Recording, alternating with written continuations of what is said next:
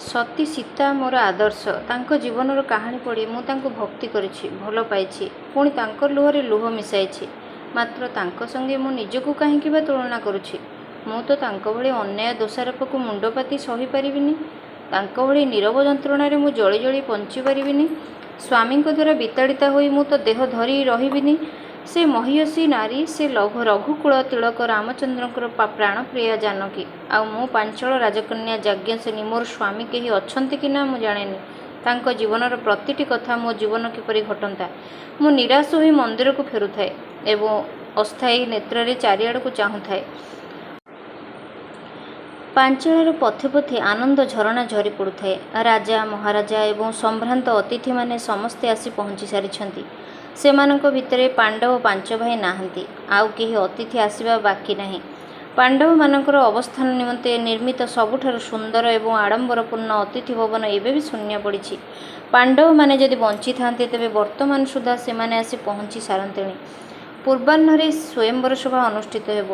ସେମାନେ ଆଉ ଆସିବାର ସମ୍ଭାବନା ଦିଶୁନାହିଁ। ରାଜପଥରେ ଧୀରେ ଧୀରେ ନାନାଦି ବୃକ୍ଷ ରୋପିତ ହେଉଛି। ନୂତନ ପତ୍ର, ପୁଷ୍ପ, ଫଳଭାରରେ ବୃକ୍ଷଗୁଡ଼ିକ ଅଳଙ୍କାରଯୁକ୍ତ, ଅବଗୁଣ୍ଠିତା ପୁରନାରୀଙ୍କ ଭଳି ପରିପୂର୍ଣ୍ଣ ଏବଂ ରମଣୀୟ ଦିଶୁଛନ୍ତି। ଶୁକ, ସାରି, କୋକିଳ ଆଦି ପକ୍ଷୀମାନେ ମଧ୍ୟ ସ୍ୱୟଂବର ନିମନ୍ତେ ପାଞ୍ଚଳ ନଗରରେ ହେଉଥିବା ଉତ୍ସବର ସଂକେତ ପାଇଛନ୍ତି। ମଧୁର କାକଳିରେ ଜନମନ ହରଣ କରି ଉତ୍ସବର ସଙ୍ଗୀତରେ ନିଜ ସଙ୍ଗୀତ ମିଶାଇ ଦେଇ ସେମାନେ ବି ନିଜ ନିଜର କର୍ତ୍ତବ୍ୟ ସମ୍ପାଦନ କରୁଥାନ୍ତି। ଅତିଥି ଭବନଗୁଡ଼ିକ ସମ୍ମୁଖରେ ଖୋଦିତ ହୋଇଥିବା ସ୍ୱଳ୍ପ ଜଳଭରା ସୁନ୍ଦର ସରୋବରରେ ରାଜହଂସମାନେ ବିଚିତ୍ର ଭଙ୍ଗୀରେ ସନ୍ତରଣ କରି ନିଜର ଅପୂର୍ବ ସୌନ୍ଦର୍ଯ୍ୟ ଦ୍ୱାରା ଅତିଥିମାନଙ୍କର ମନୋରଞ୍ଜନ କରୁଥାନ୍ତି।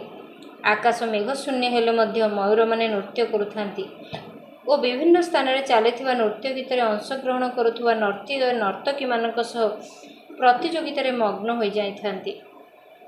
ସଖୀମାନଙ୍କ ସହ ଜାଣି ଜାଣି ପାଣ୍ଡବମାନଙ୍କ ପାଇଁ ନିର୍ମିତ ଅତିଥି ଭବନ ପଞ୍ଚବିହାରରେ ଧୀରେ ଧୀରେ ଉଦ୍ୟାନ ପଥ ଦେଇ ମୁଁ ଫେରୁଥାଏ। ଉଦ୍ଦେଶ୍ୟ ପାଣ୍ଡବମାନେ ଆସିଛନ୍ତି କି ନା ଜାଣିବା। ବୃକ୍ଷଲତା ମଧ୍ୟ ଦେଇ ଅଦୂରରେ ପଞ୍ଚବିହାର ମନୋରମ ଦିଶୁଥାଏ। ଅତିଥି ଭବନ ରଙ୍ଗଶାଳାରେ ନର୍ତ୍ତକୀମାନେ ନୃତ୍ୟ କରୁଥାନ୍ତି। ବିଭିନ୍ନ ରଙ୍ଗର ଆଲୋକରେ ସଜ୍ଜିତ ହୋଇଥିବା ପଞ୍ଚବିହାରର ଆଲୋକ ତେବେ ବି ଲିଭି ନଥାଏ। ଦ୍ୱାରଦେଶରେ ତୋରଣରେ ନାନା ରଙ୍ଗର ପୁଷ୍ପହାର ମଣ୍ଡିତ ହୋଇଥାଏ।